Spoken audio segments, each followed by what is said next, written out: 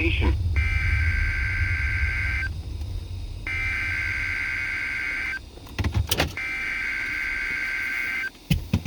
I'll let the key with you.